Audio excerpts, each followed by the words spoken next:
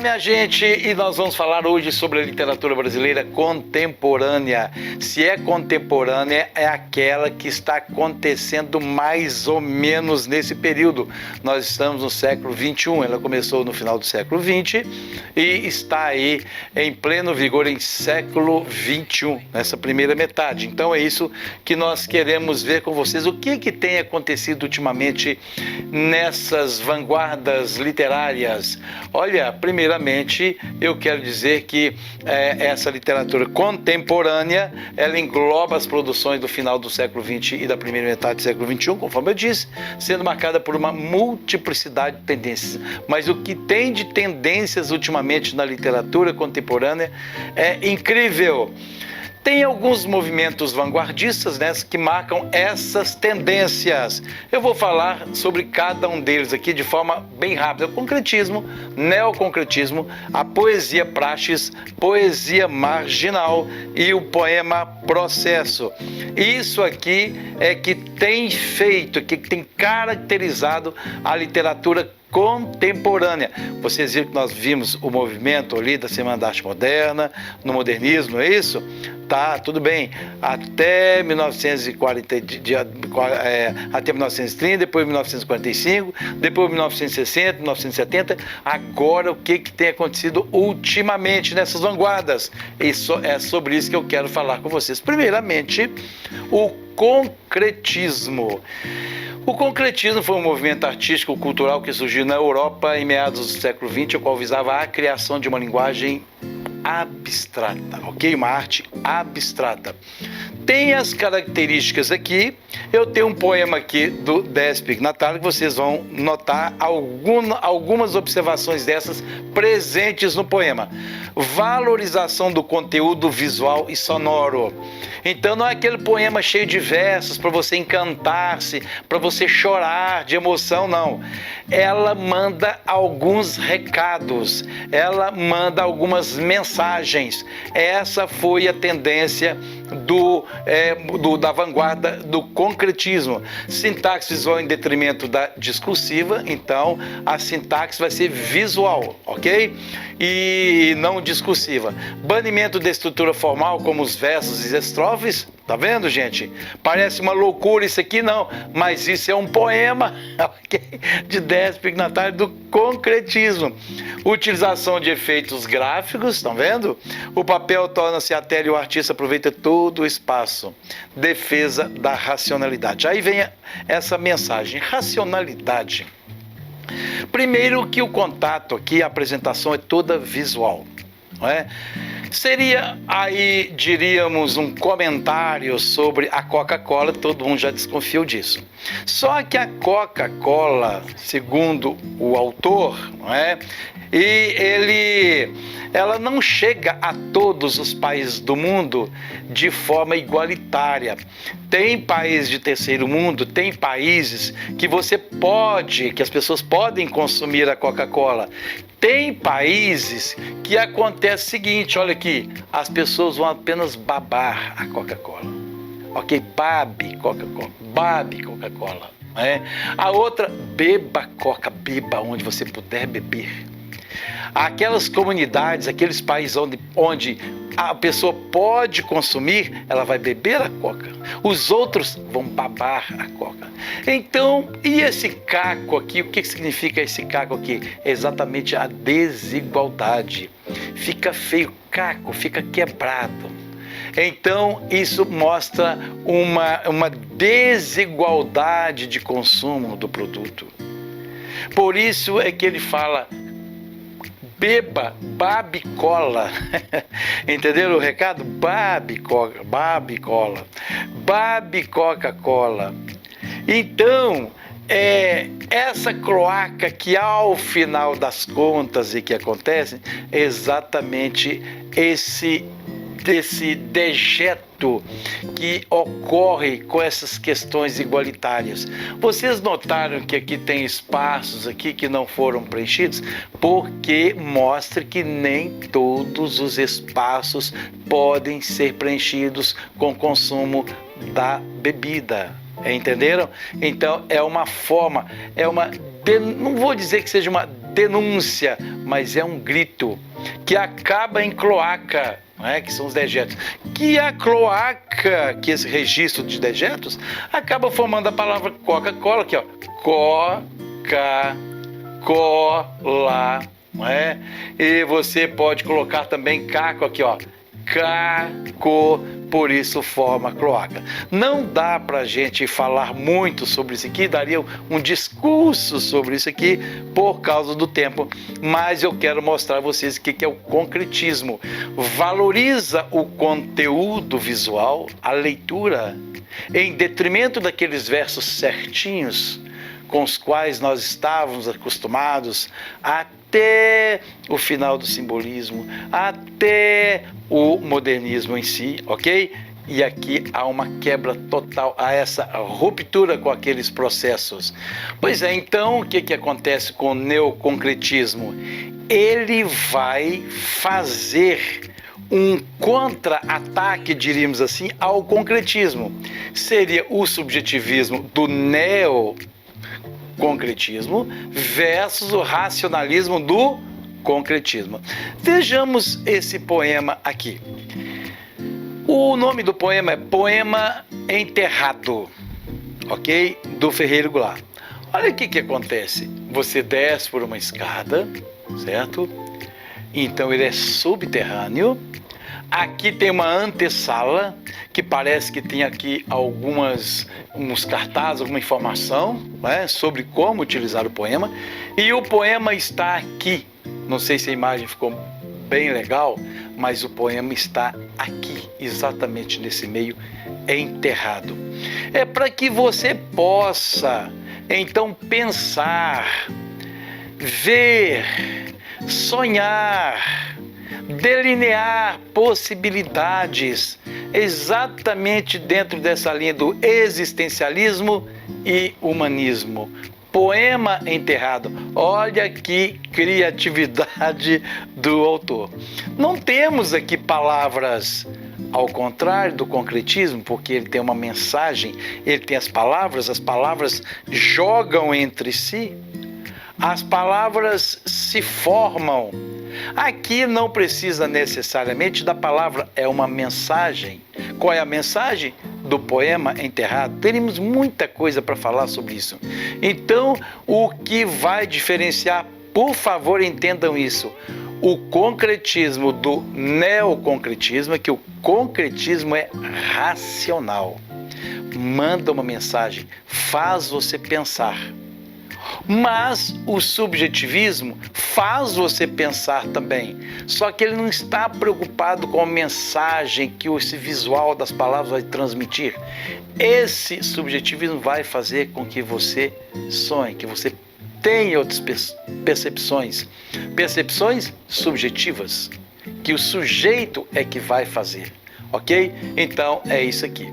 Bom, temos também o poema Praxes. Os poetas desse período propunham a palavra energia, matéria-prima transformável, em detrimento da palavra objeto dos concretistas. Das características, produção múltiplas de múltiplas interpretações, rejeição ao formalismo, parecem muito, não é? Esses movimentos aqui de vanguarda, maior valorização do conteúdo em detrimento da forma, poesia visual e social. Mas o que vai diferenciar das duas anteriores aqui? Aqui tem a palavra agiotagem, ok? Aí ela tem uma certa organização. Então, 1, 2, 3, o juro, o prazo, o por, o cento, o mês, o ágio, porcentagem, 10, 100 mil. Você vai formando uma estratégia, uma energia para transmitir a mensagem, até que você vai colocando aqui o haja, mora, monta, empréstimo, muito, nada, tudo, a quebra aí, financeira também, ok? A sobra, ok? A monta, o pé, o cento, a cota, haja nota, agiota. Então, voltando aqui ao poema Praxes, a palavra energia transformável em detrimento da palavra objeto só. Então, isso é que transmite a mensagem do poema praxis, não é? Então, ele não tem muita preocupação só com o visual, mas ele transmite também uma mensagem organizada. Lembra que é diferente do Décimo Ignatari lá na Coca-Cola? Bem, agora vamos ver esse próximo movimento de vanguarda, que é a poesia marginal. A poesia marginal é a substituição dos meios tradicionais de circulação de obras para os meios alternativos de divulgação. Esses eram empregados pelos artistas independentes ou os representantes da cultura marginal.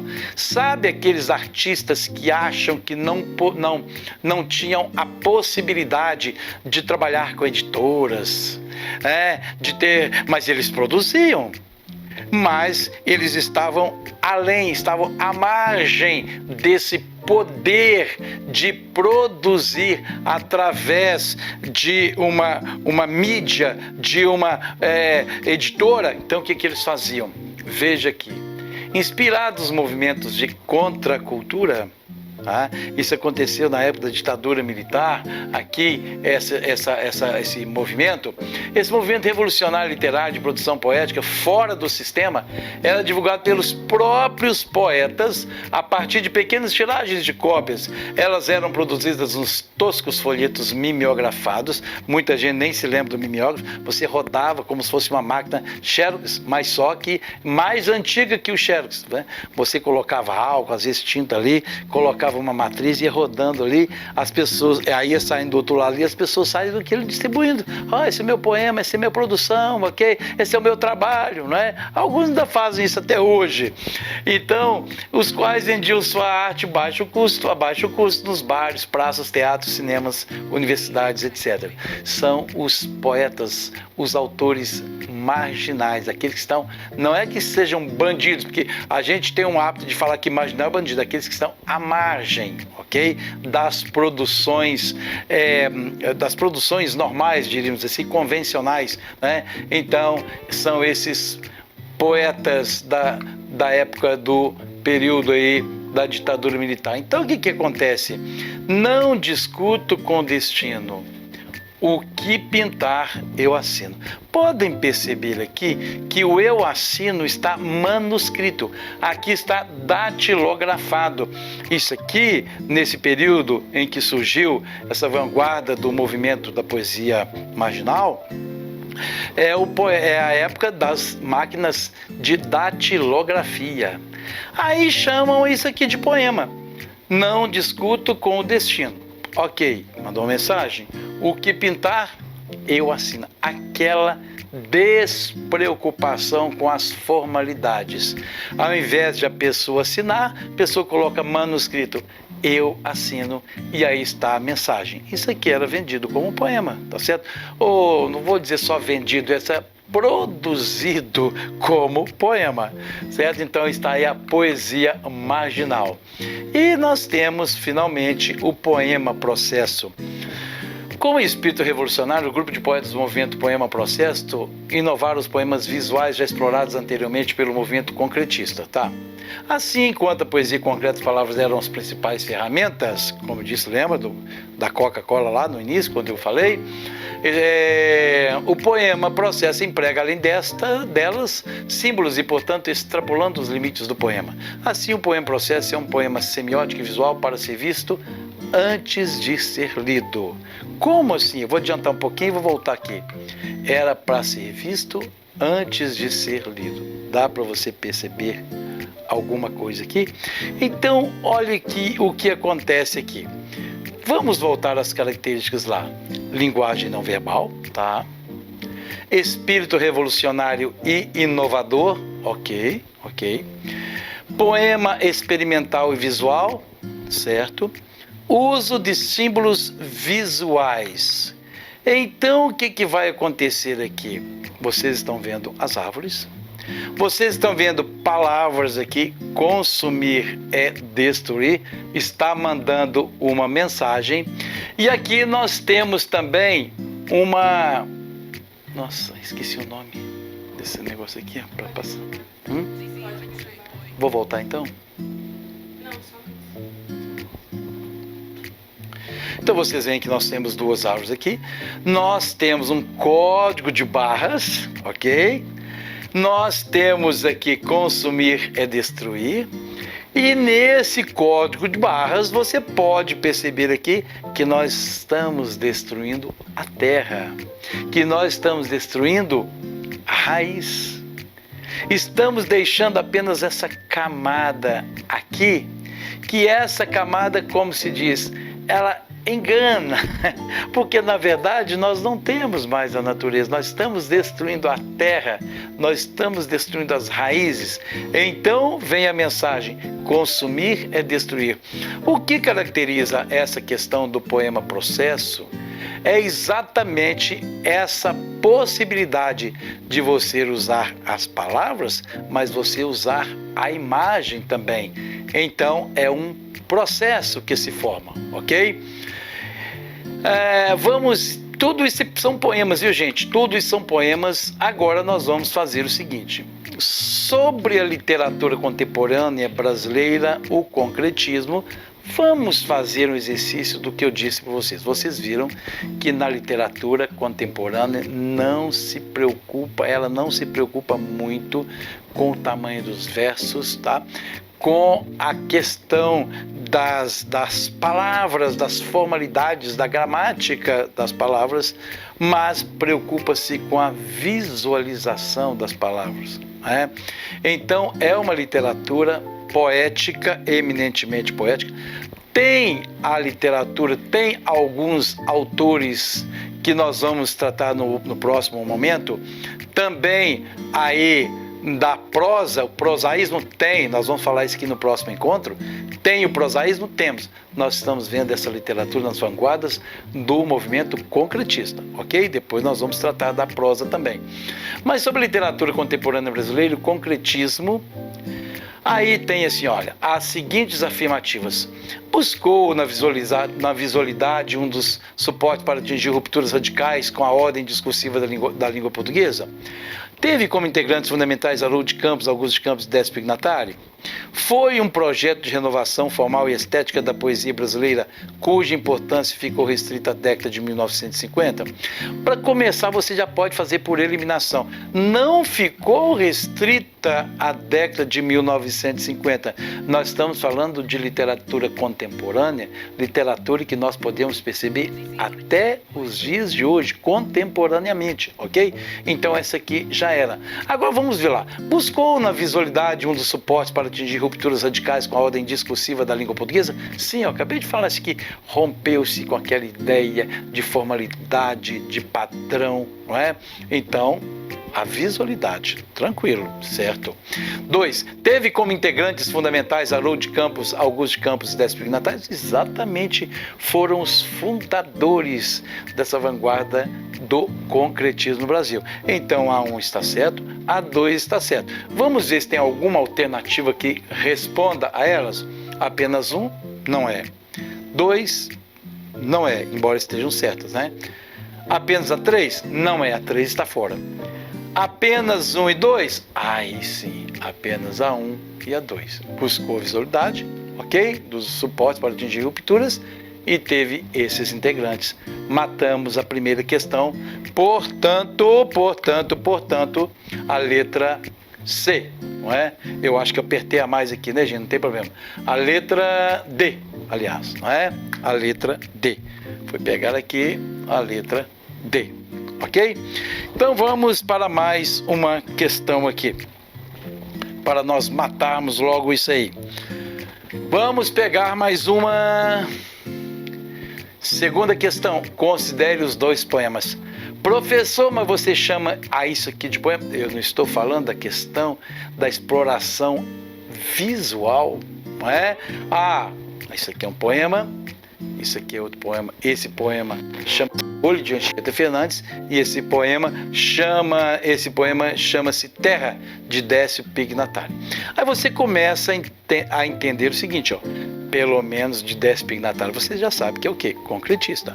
Olha as palavras. Lembra do primeiro exemplo que eu dei do concretismo? Agora você percebe que aqui há um processo de formação. No final das contas, eu acabo cabo processando até achar olho aqui. Você percebeu isso? Então houve um processo. Aí vem as alternativas. Em relação aos poemas, é correto afirmar: ambos são exemplares do poema Processo, que enfatiza a exclusividade visual? Não. Esse é poema Processo. Esse é poema. Aqui não é poema Processo, aqui é concretismo. Lembra das palavras? Vamos lá. Ambos são exemplares da poesia concreta que utiliza a linguagem verbal aliada à não verbal. Esse há um processo, há uma formação. Os quadrinhos vão se formando até a palavra aqui, até encontrar olho. Estão vendo? E não está havendo um processo aqui? Tudo bem, então não dá para ser letra B. O segundo é um poema concreto, pois utiliza a linguagem verbal, sobrepondo-se à linguagem não verbal. Olha, é um poema concreto, pois utiliza a linguagem verbal. Ele não utiliza a linguagem verbal, ele utiliza a linguagem visual. Ok? Vamos ver a letra D. O primeiro é um poema processo, pois evidencia a linguagem não verbal, rompendo com o discurso literário. Bacana. É um poema processo. E poderia até continuar se eu quisesse aqui. E o segundo é um poema concretista. Ok.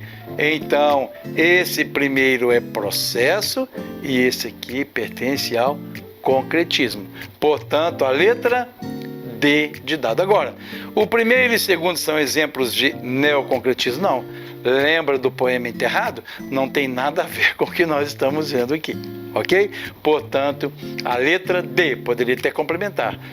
Não está aqui, mas tudo bem. O primeiro é um poema processo, pois evidencia a linguagem não verbal rompendo com o discurso literário, né? E o segundo, naturalmente, concretismo. Mas é verdade o que está sendo afirmado aqui na letra D. Ok, minha gente?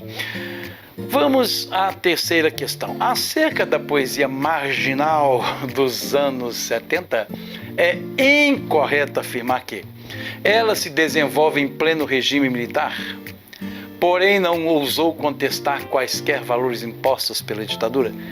Sim, ela contestou sim o regime militar. Eu aqui estou perguntando se está incorreto. De cara já é letra A. De cara aqui, ó. Ela desenvolveu em pleno regime militar. Bacana, ótimo. Porém, não ousou contestar quaisquer valores impostos pela ditadura? Olha, ela é marginal porque exatamente era considerada aquela que estava à parte dos valores estéticos, dos valores financeiros pelos quais passava a nação. Começou então a criar essa outra possibilidade de conquistar o seu espaço.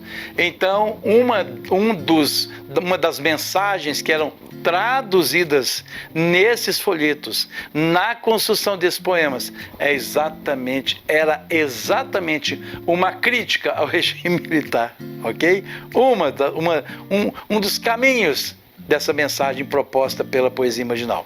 Depois, letra B, tranquila, nasceu do interesse de jovens escritores pela poesia justamente após o AI-5, que dentre os procedimentos impôs uma censura severa aos textos escritos, falados e cantados? Sim, se levantaram contra isso. Ana Cristina César, Chacal, Antônio Carlos Brito, Paulo Limins, que são alguns de seus representantes, bacana, né? Foi considerada marginal, dentre os motivos, pela forma como os textos eram distribuídos, ou seja, à margem da política editorial vigente? Sim, estava totalmente fora dos padrões da política editorial que vigorava na época.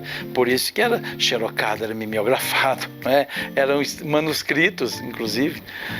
Letra E. Alguns textos eram mimeografados, outros xerocopiados ou impressos em antigas tipografias suburbanas. Também correto, ok? Portanto, o que está em desacordo com a poesia marginal é exatamente a letra A, porque ela desenvolveu em pleno regime militar, mas ousou sim contestar os valores impostos pela ditadura. Então está aí a resposta, ok? Olha, é muita coisa para pouco tempo, não é? Espero que você tenha entendido e nós estamos então prontos para irmos no próximo encontro para o prosaísmo dentro da literatura contemporânea, ok? Um abraço. E se você gostou das nossas dicas aí sobre a literatura brasileira contemporânea, dê um like aí, inscreva-se no nosso canal, ative o sininho das notificações e acima aí tem um card que vai ter uma playlist de todos os estilos de época sobre os quais nós estamos falando, ok? Um abraço a todos.